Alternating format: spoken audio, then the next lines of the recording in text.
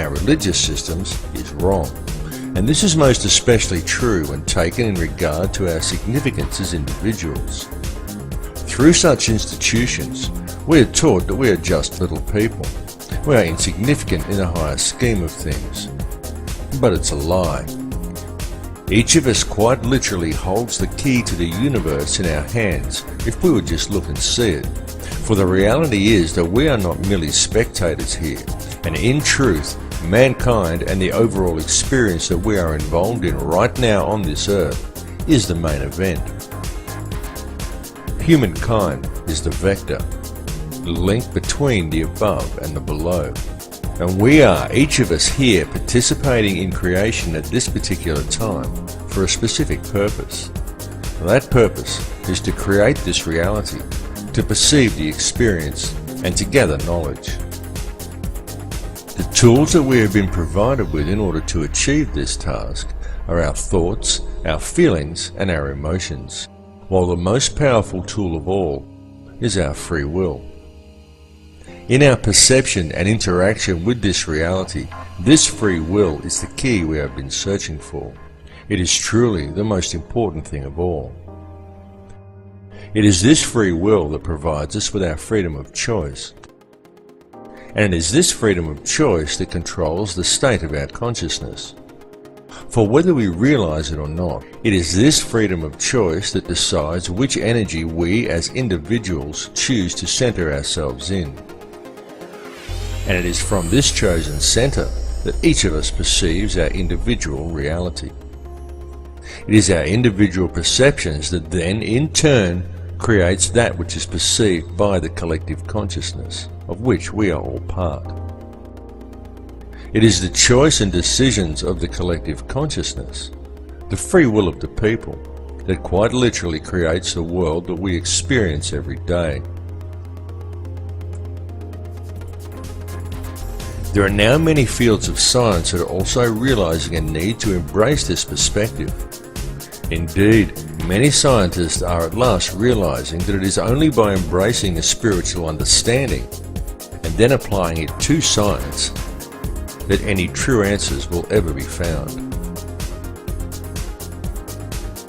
For example, mainstream science is now openly declaring that consciousness is non-local to the body. And this is also extremely significant. For what this means is that what you see when you look in the mirror is not actually you. It is merely the vessel that you use as a tool to create and experience your chosen reality. For the real truth is that the world in which you live is purely illusionary. It is nothing more than a construction of your beliefs, your perceptions, and your intentions.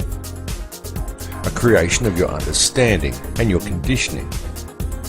And it is these things that confuse you into believing that what you perceive in the mirror is who and what you are, and that controls what you think you can and cannot achieve.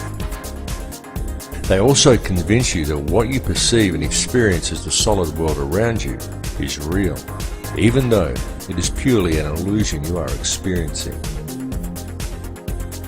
What is required to gain an understanding of your true nature and of the power you hold on a personal level is to gain an understanding of energy and to be aware of what type of energy you are centered in. Everything that exists is simply energy in differing forms of perception. Everything is energy. It is this energy that makes up this reality. What you perceive around you as vacuum and empty space is the true stuff of the universe. For what you perceive as a solid world around you, the things you perceive as matter are in reality simply divisions in space. It is the space that is truly real. What arranges the substance of this space into discernible matter is consciousness. The conscious energy field around you has been called many things by many people. It has been called the matrix, the mind of God, nature, or even simply the field. It is the intangible stuff that connects all things and binds them into a single reality. It is this field that each of you is connected to and with which you interact to create and shape reality every moment of every day. This is achieved via your perceptions and through the interactions of your thoughts, your feelings, and your emotions. For these things that occur within you are quite literally a language. And this language, though not spoken, is very real.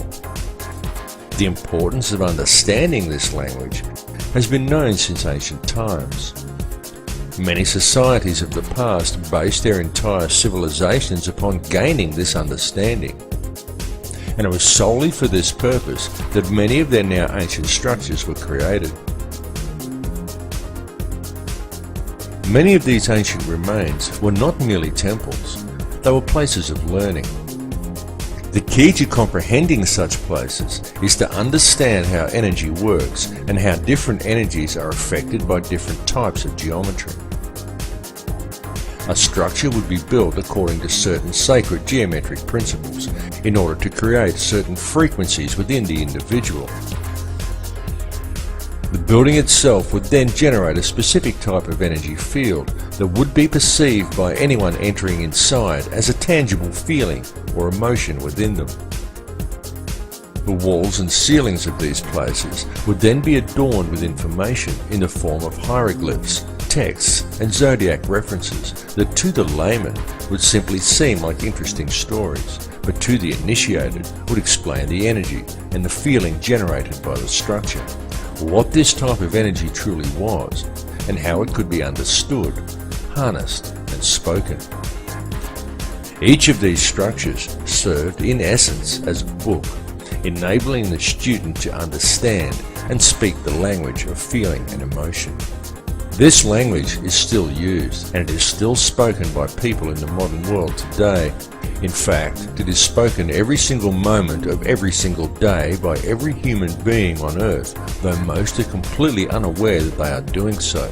It is the language of electromagnetism, spoken to the surrounding energy field via the liquid crystal oscillator that powers your body. It is the language of the heart. There are, however, certain forces in this world that have worked to ensure such information is kept out of public knowledge. And this is most especially true in our modern societies, where the powers that be have painstakingly attempted to keep such knowledge well hidden. These forces have succeeded in trapping the collective consciousness of humankind within one small layer of a fractal and endless reality. And this has been achieved via the manipulation of mind.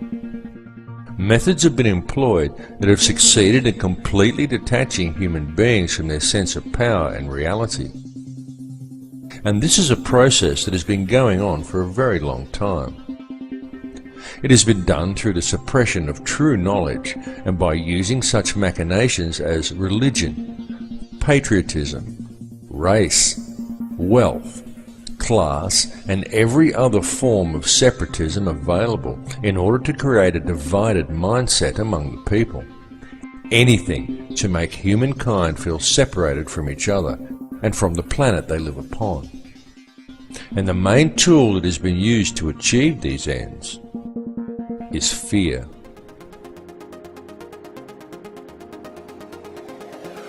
The situation we are facing in the world today has been created by design, and it has become what we perceive as reality simply because most people are unaware of the true nature of reality or have any real understanding of how this world is actually run. It continues to this day due to the fact that the only information that most people receive comes from newspapers or the television. It needs to be made clear to everyone that the mainstream media will never inform people as to the real facts surrounding anything. It is simply not what the media is designed to do. The mainstream media has little or nothing to do with keeping people informed, and everything to do with controlling the flow of information and shaping the thoughts, beliefs, and opinions of the populace. These institutions simply present theory and propaganda as fact and promote ridicule toward anyone questioning them. It is a very cleverly constructed system, but once you have figured out how to see through the haze of propaganda, the real truths become painfully obvious. But still, many people fail to see through the haze, and so now we find the entire human race facing a most precarious situation. The first step in remedying this situation, the first step in regaining an understanding of reality and of our true connection to it, is to free ourselves from the control mechanisms of the physical world. And the way to achieve this is for each individual on this planet to stand up and to reclaim their birthright. Do you think everything happening in the world today is normal? Do you consider the path humanity is currently treading to simply be a natural progression? Do you think the war on terror is real? Open your mind and open your eyes. Notice the continuing illegal invasions. Notice the continual removal of your rights. Notice the anti-humanitarian legislation being enacted by our governments, and understand that this situation simply cannot continue without the acceptance and passive compliance of the people. So stop complying with it, because the prison door is now swinging shut. The governments and police that we have employed to protect us have visibly stepped from their path. No longer do police act in the capacity of peace officers. Now they are simply hired thugs of governments that have long since ceased to act in the best interests of the people. And the fact that in modern times, many police officers and also many soldiers are actually brainwashed enough to unquestioningly enforce any piece of corrupt legislation handed to them rather than arresting the criminals who gave the orders indicates a grave danger to the people. This is why it is so important for public awareness of the real issues facing humanity, because with public awareness we can quite easily turn things around and create a peaceful and empowered society. It is also the experience that we are involved in right now on this earth is the main event. Humankind is the vector, the link between the above and the below.